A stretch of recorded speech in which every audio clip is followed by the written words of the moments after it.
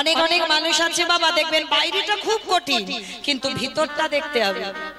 বাইরে দেখলে মনে হবে খুব রাগী মানুষ, ওর ধারে কাছে যাওয়া যাবে না, কিন্তু বাবার হৃদয়টা খুব নরম হয়।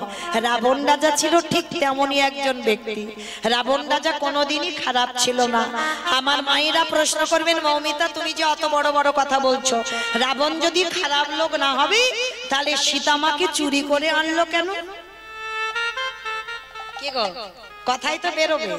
তাহলে রাবণ যদি অত মহান ব্যক্তি হলো তাহলে সীতামাকে চুরি করলো কেন?